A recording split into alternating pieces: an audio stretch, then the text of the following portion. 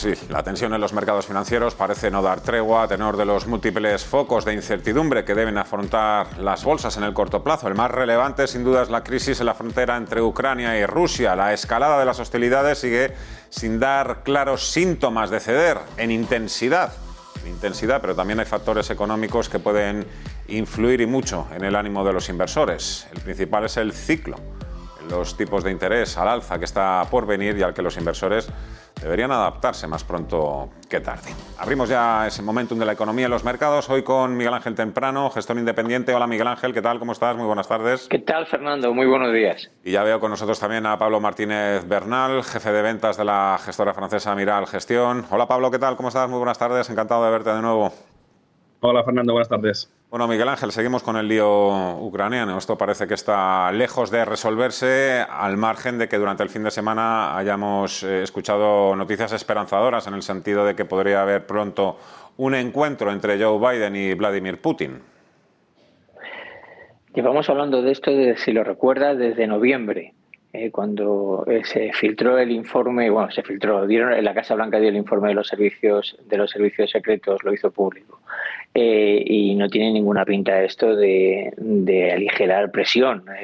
Uno de los primeros detalles que encontramos es que los rusos se están hinchando a comprar oro, obviamente porque yo creo que tienen bastante miedo a que si se produce la invasión, o si la producen, en una palabra, aunque sea parcial, las sanciones devalúen de tal manera el rublo que necesiten algún tipo de activo para compensar ese déficit de balanza por cuenta corriente que se les va a generar.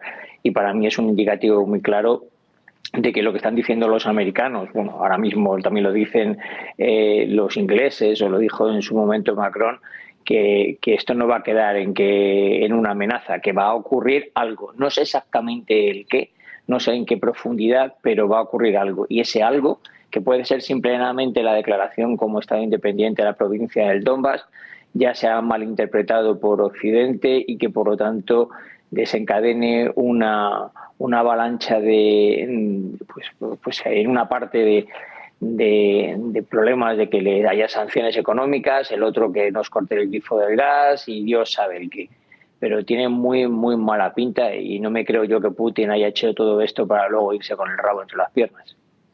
Desde luego, bueno, algo bueno por destacar es que el dinero más miedoso o más conservador, ese ya ha puesto pies en polvorosa. Ahora mismo los que estamos dentro del mercado somos los que ya también vamos con todo, ¿no?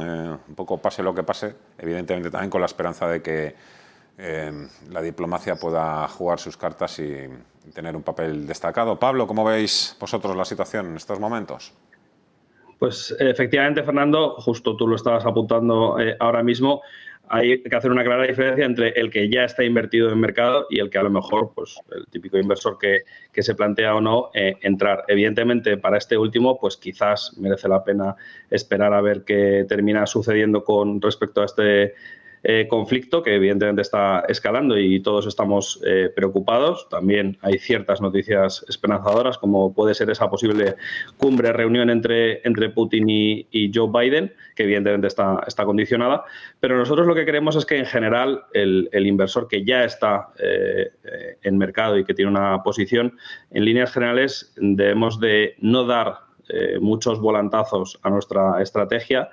Evidentemente, la mejor manera de construir una cartera siempre es con una diversificación sectorial, geográfica y de estilo adecuada. Bajo nuestro punto de vista, si uno ya ha hecho esos deberes previos, pues en principio esta situación, pues esta volatilidad a medio largo plazo en el típico horizonte de inversión que se recomienda para la renta variable, pues probablemente dentro de 5 o 7 años no estemos hablando de esto. Hay que recordar que en 2014 fue cuando Rusia anexionó Crimea. Si un inversor en aquel momento dijo, me voy a salir de mercado y voy a ver qué termina sucediendo, al final el culebrón entre Rusia y Ucrania en todos estos años pues no ha terminado de finalizar en ningún momento, y ese inversor se habría perdido pues 6-7 años más bien 7-8 años de un mercado bastante bueno. Así que nuestra recomendación es pues paciencia, confianza en que pues en principio la diplomacia y la sensatez terminará imperando, pero en última instancia si termina habiendo un conflicto todas las carteras van a terminar sufriendo. Así que nosotros lo que recomendamos es poner el foco en el largo plazo y siempre hacer una construcción de cartera con una muy buena diversificación. Pues aquellos inversores que solo tengan inversiones en sectores estratégicos dentro de este conflicto pues van a verse muy penalizados si termina habiendo un conflicto, que ya te digo que nosotros no tenemos una bola de cristal, pero evidentemente no lo deseamos por muchísimos motivos, y el menos importante es el económico. Claro, esto que dice Pablo, Miguel Ángel, es así. Hay determinados riesgos, por ejemplo, el temor monetario, el riesgo monetario, pues ese más o menos se puede controlar, se pueden recalibrar las carteras. En este caso estamos hablando de un riesgo que es impredecible e imprevisible. Por cierto, los bancos centrales siempre han estado ahí un poco para hacernos más cómoda la vida, en el sentido de que cuando llegaba alguna crisis. En esta ocasión parece que los bancos centrales no deberíamos esperar ningún tipo de ayuda en este sentido, en el caso de que las cosas se pongan todavía más feas. Bueno, obviamente de los americanos no, porque cada día es un cuarto de punto más lo que parece que se va a incrementar el tipo de interés de referencia este año. Pero bueno, es que el problema que yo creo que están conviviendo en un mismo momento las dos peores situaciones para cualquier inversor, que encima además, como cuando conviven juntas, se están retroalimentando entre ellas. Una obviamente es el miedo y la otra es la incertidumbre. Dos factores que afectan siempre negativamente al mercado, pero que cuando se dan juntas producen una hecatombe, una implosión. La última la tenemos muy reciente, que fue cuando llegó el COVID. La gente tenía pánico y además no sabía en qué profundidad iba a llegar, hasta que poco a poco se fueron aclarando, y eso valió para que a determinados sectores les fuera bien, pero en un primer momento todo se fue a pique. Y ahora, a pesar de que no es como el COVID, que bueno, pues no lo creíamos que fuese a llegar, pensábamos que era una cosa que estaba en los chinos y que bueno, que no nos iba a afectar de gran manera, y luego vimos lo que pasó. El tema está en que ahora lo que tenemos es una incertidumbre brutal en la profundidad de la crisis y en la duración de la misma. Es decir, si esto va a ser una guerra abierta y va a durar poco tiempo o simplemente se van a quedar. Claro, hay quien podía actuar de una manera clara para que los mercados se tranquilizasen, pues los bancos centrales, pero los bancos centrales es que ya no dan para más. Es decir, precisamente ahora tienen que hacer justamente lo contrario, controlar la inflación, que es una de sus mandatos más importantes, que está completamente descontrolada y que todos dábamos por hecho que bueno, pues en el segundo semestre de este año, con la llegada de la primavera rusa, íbamos a empezar a necesitar menos, o el gas iba a tener una presión menor en precios y vamos a empezar a reducir la inflación. Ahora mismo ya no es un problema del gas, es un problema de que los rusos le metan el cierre al gas, no empiecen a suministrar adecuadamente, eso además inflate una materia prima que no está ligada a él, que es el petróleo, que está por las nubes, y que una cosa detrás de otra haga que la profundidad de unos conflictos armados se desemboquen en la economía de una manera muchísimo más profunda y, desgraciadamente, a lo mejor muchísimo más duradera, lo cual haría que los mercados se hundan. Yo también coincido en que el que esté, que diga, bueno, estoy aquí, me queda más remedio, vamos a aguantar. Pero el que no esté, que se quede en su casa. Así estamos, yo creo, la mayoría, incluidos también los más optimistas con estas tensiones geopolíticas, pero claro, ahí está, todavía queda mucho, Pablo, para que los bancos centrales pues nos presenten, ¿no?, esa hoja de ruta que quieren llevar a cabo para combatir la inflación. Lo digo porque hasta el próximo día 10 de marzo no está programada la reunión del Banco Central Europeo, y ya para la Reserva Federal queda todavía casi un mes. Sí, la verdad es que bueno, pues todos estamos bastante expectantes este año con respecto a las decisiones de ambos bancos centrales.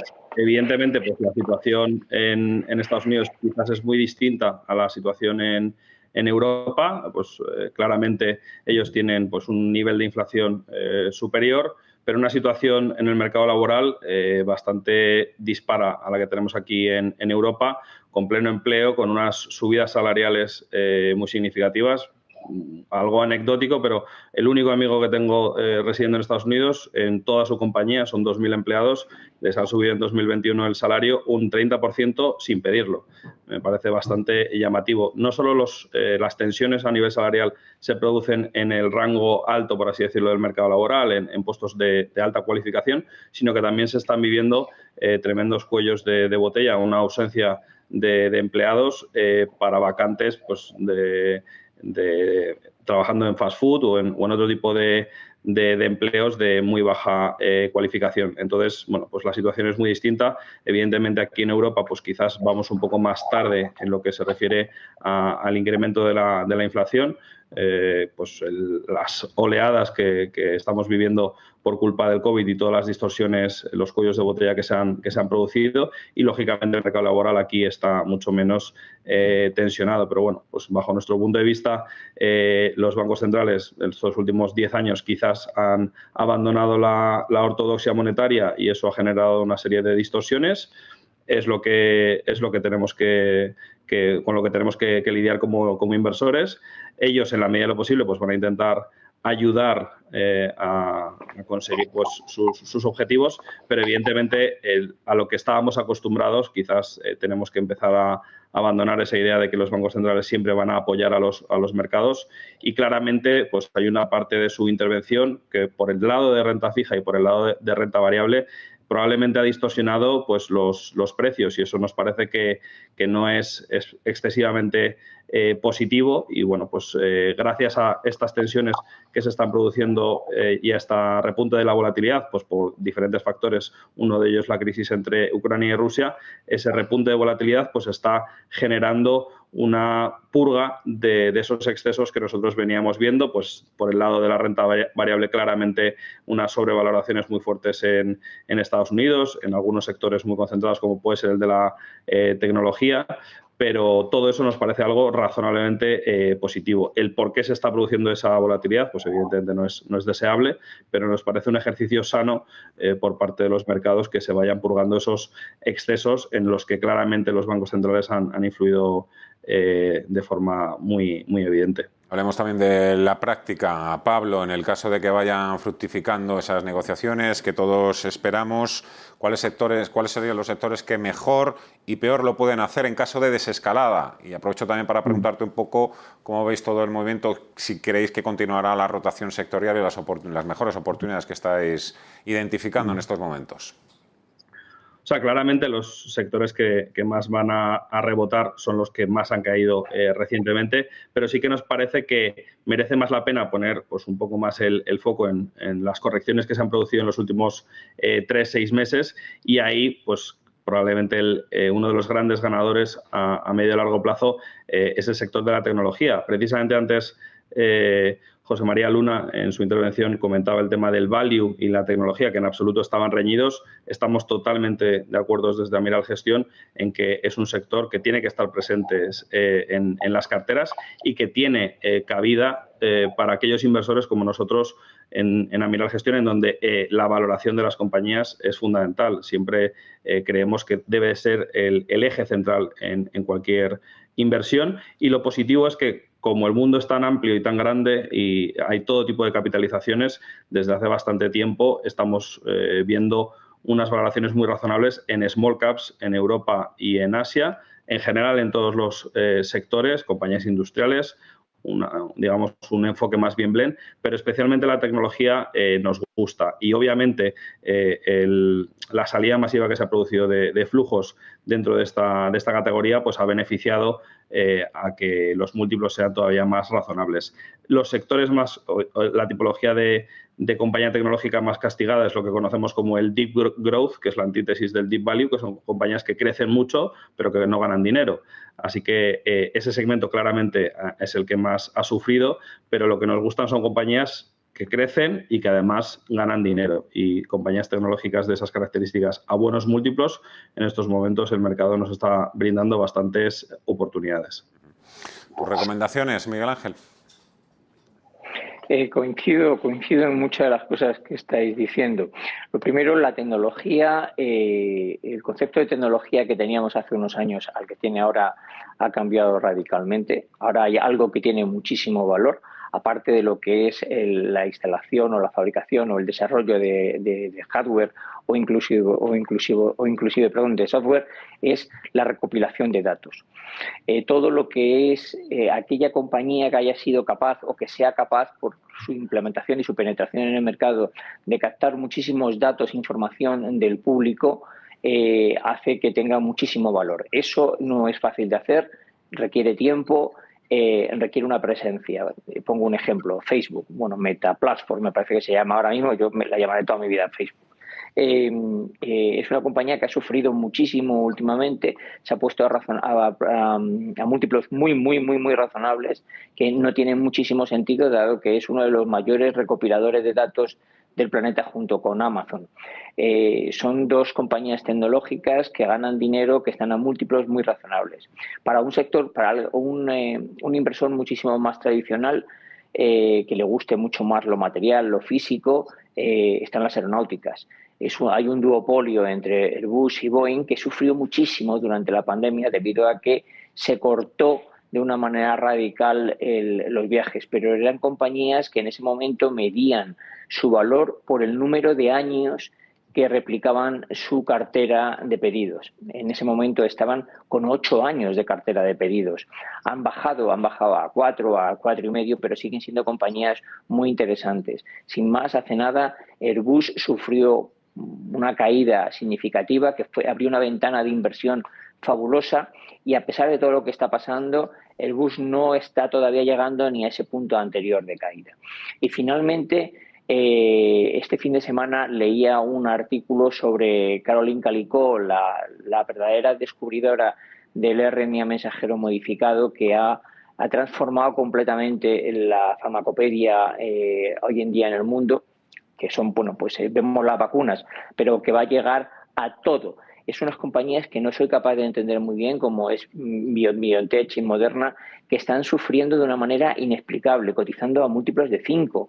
Es decir, irrazonable para alguien que va a dominar el mercado farmacéutico mundial. Y lo va a dominar porque el mayor ejemplo lo tenemos en que la gran compañía de vacunas hasta ahora, que era Sanofi, después de que compró Instituto Pasteur, no fue capaz de desarrollar adecuadamente la tecnología y se tuvo que comprar en agosto del año pasado por solamente $3.000 millones una compañía muy pequeñita americana que se llamaba BioTranslate, para intentar dominar esa tecnología. Son 3 sectores completamente diferentes, 3 sectores clarísimamente de futuro para quizás el mismo inversor o 3 inversores diferentes.